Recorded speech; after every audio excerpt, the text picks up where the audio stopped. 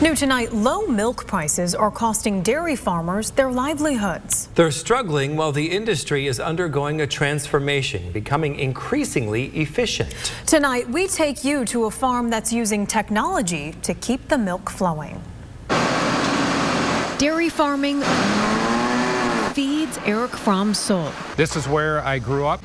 He's been zipping around his family's slice of Bloomfield Township for 55 years, raising countless calves. These are probably about 6 weeks old here. Farming its land and eventually taking over, watching as it transformed from the farm his grandparents bought in the 40s to an operation fit with a robot.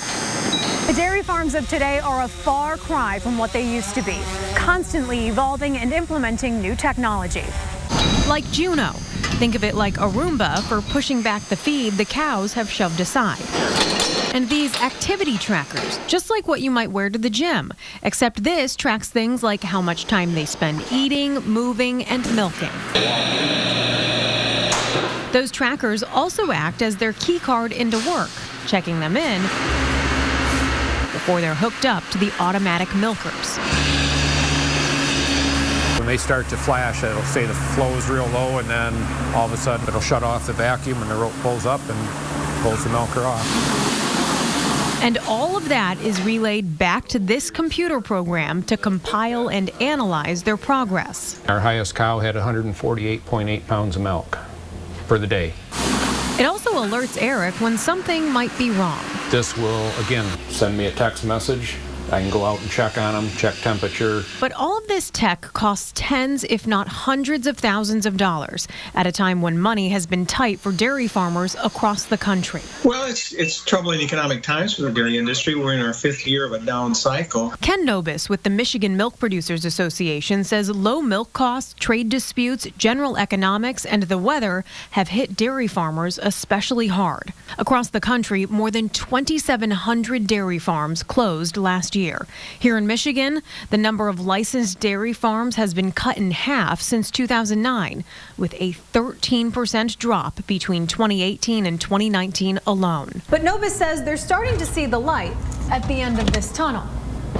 Prices have started to rise, and even though the dairy case has become crowded with milk alternatives, Nobis says Americans aren't shutting dairy completely out. People don't drink as much milk as they used to, but they eat more yogurt, more cheese, more butter than what they have in the past. So overall consumption is good. Eric Fromm says he's also optimistic about the future of dairy. Things are improving. The price forecast is getting better, and I think that will bring a lot of relief to the dairy industry across the state and the nation. Despite tougher times over the last few years, he wouldn't trade life on the farm for anything else.